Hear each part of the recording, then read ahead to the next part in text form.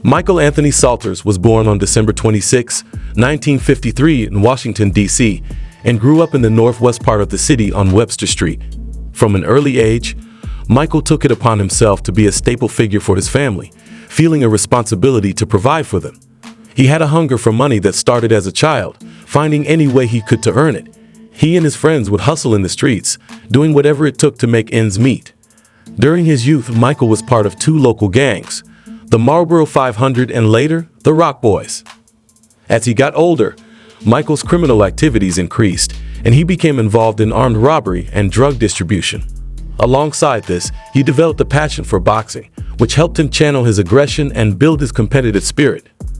He refused to back down from anyone, earning the respect of fighters, including professional boxers with championship titles. As a teenager, Michael was known as Fray Bean, a nickname given to him because of his thin frame in his younger years. The name Fray stuck with him throughout his life, though some also referred to him as Horse Collar due to the muscular thickness of his neck. However, Michael's criminal lifestyle eventually caught up with him.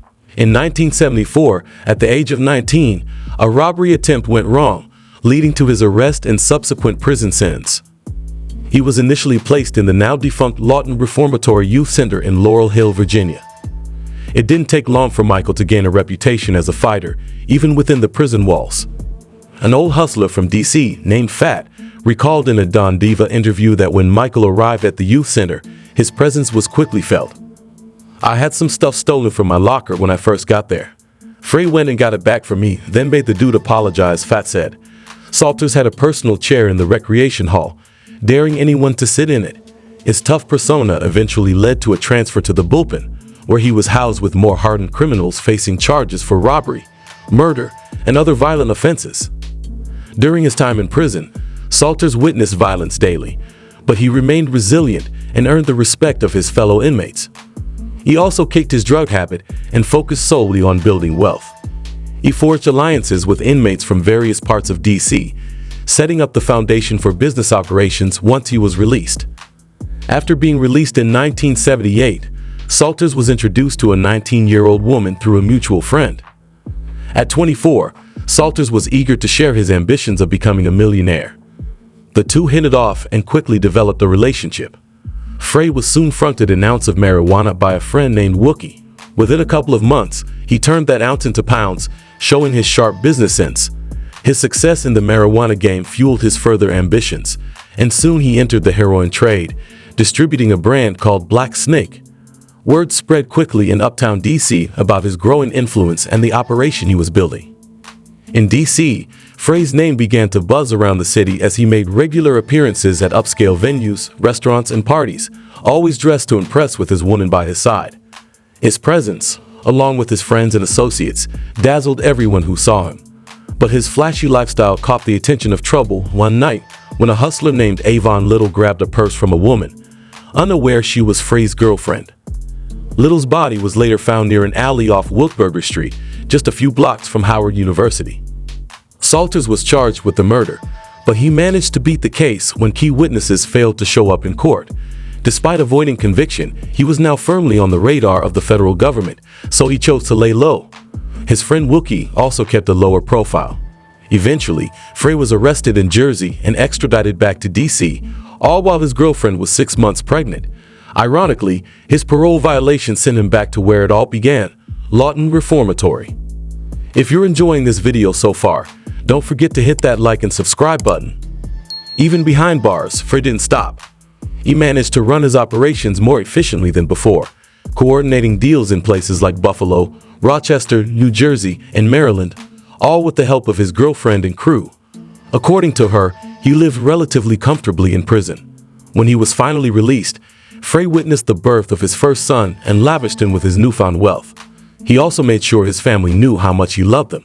But despite his commitment to his family, he couldn't stay away from the streets. A friend from his prison days gave Fray access to a stash of about $100,000 stolen from a bank. With that extra cash and a plug for PCP from California, Fray's operation began to boom. His angel dust flowed through the streets, generating thousands. He even secured a spot at Hanover Place in Northwest D.C., a notorious location for drug operations since the 1970s, dating back to the days of figures like Cornell M. Jones. By the early 1980s, Fray had elevated himself to kingpin status. In June 1984, he bought a custom $250,000 gold chain featuring a diamond-encrusted elephant pendant. He wore it for the Tommy Hearns vs. Roberto Duran boxing match in Las Vegas. But Fray's girlfriend grew increasingly concerned about his deep involvement in the drug game. She wanted him to leave it behind for the sake of their family. Unfortunately, Fray couldn't walk away. It's like the movie Carlito's Way with Al Pacino, when his girlfriend wanted him to leave the drug game, but it had a hold on him. So Fray's girlfriend moved out, got a legitimate job, and refused to accept any more of his money.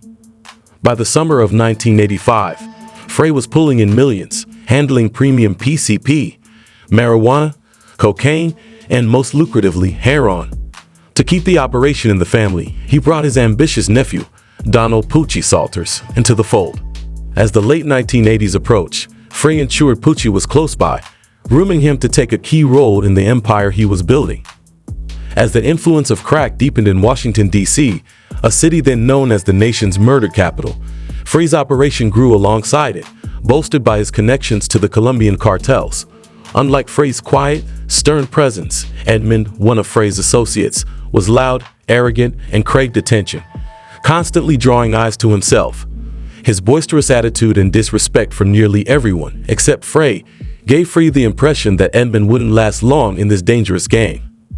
Edmund's newfound wealth soon attracted the attention of rival hustlers from the Trinidad section of Northeast D.C. In his typical style, Fray arranged a meeting by Howard University to mediate between the groups, emphasizing that making money was more important than killing each other. His efforts led to a truce, which earned him a tidy sum, $100,000 from Ralph, one of Edmund's associates. This would be just the beginning of a series of cash gifts from Ralph, ranging from $100,000 to $250,000, and even a pure Colombian kilo of cocaine for Fray's young nephew, Poochie, all in an effort to stay in Fray's good graces. Despite the monetary gifts, Fray and his crew kept their distance from Edmund, sticking to strictly business. But things took a turn when word spread that a member of Edmund's crew had disrespected Poochie. Fray set up another meeting, this time at the Old Breeze Metro Club. Inside, Fray and Poochie confronted Ralph and his man, and the situation quickly escalated when Poochie brutally beat down Edmund's associate. The man pulled a magnum, but as everyone scattered in panic, he found himself facing Fray, who stood unfazed and asked coldly, "What do you plan to do with that, besides make me mad?" The next day, Ralph called Fray, apologizing profusely for his man's actions, offering more gifts to stay in Fray's good graces. Fray's reputation for extortion was clear. He was respected and feared by everyone in the game. Ralph treated his payments as insurance to stay on Fray's good side.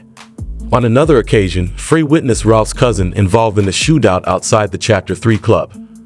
As the two men exchanged gunfire, Fray laughed it off and walked to his car. But when he got inside, he realized a bullet had grazed his shirt. Furious, Fray called Ralph, who immediately compensated him with $200,000 and a brand new Range Rover to make up for the mishap. By this point, Fray was regarded as the ambassador of Chocolate City. His reach extended across nearly every corner of D.C., touching musicians, athletes, politicians, prison inmates, and ordinary folks who caught a glimpse of him. His crew recalls the constant attention from women, though Fray paid it little mind. He was never one to be swayed by anyone's seduction, especially after distancing himself from his old drug operation. Fray had long since left drugs and alcohol behind, maintaining a clear mind, understanding the importance of his high-profile position in D.C. His connections spanned the city, and he knew everyone who mattered. The mother of his children recalled how he'd casually stopped by Mayor Marion Barry's estate, dropping off duffel bags in the midst of their outings. This was long before anyone knew of Barry's drug use. At one point, federal agents wiretapped a phone call mentioning Fray allegedly bribing a defense attorney with $5,000 for information. By 1989, Fray was orchestrating a large-scale deal involving 5 kilograms of cocaine and 10 bricks of pure heroin when he learned that Rayful Edmund's operation had been raided. Fearing that Edmund might have compromised him, Fray laid low for weeks, hiding out in a friend's garage.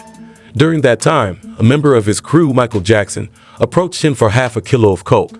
Despite not being particularly close to Jackson, Fray, ever generous, fronted him an entire brick.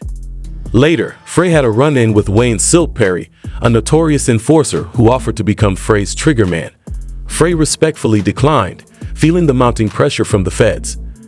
In the meantime, Fray's sources in New York kept him informed about the street wars involving figures like Alpo Martinez and the tragic events in Harlem, including the robbery and murder of Rich Porter. Fray confronted Martinez directly in D.C., warning him not to operate in his city. Despite his warnings, Alpo continued to push, but Fray's power in Washington made it increasingly difficult for him to succeed.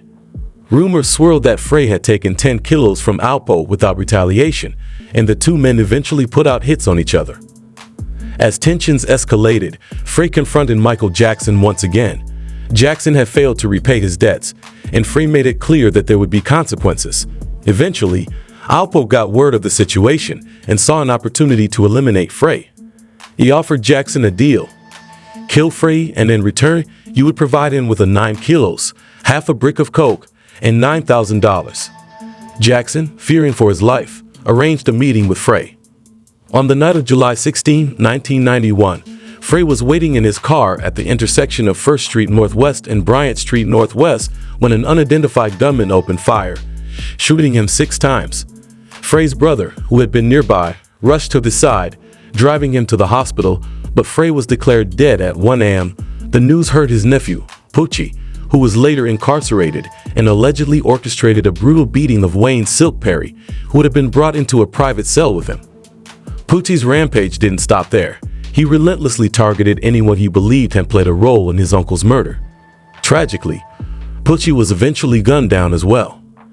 Michael Jackson disappeared after the shooting, and Fray's legacy lived on in the streets. He had always been there for those close to him, providing financial support and guidance, and ensuring that his crew was taken care of. He'd sent $20,000 to a friend on the run in Houston, and his community work in D.C. through his businesses and storefronts left a lasting impact. Fray had always put his family first, and everything he did was for them. His death left a void, but his influence, respect, and generosity continued to resonate far beyond his time in the streets. If you enjoyed this video, don't forget to hit that like and subscribe button. Let's get this video to 10,000 likes.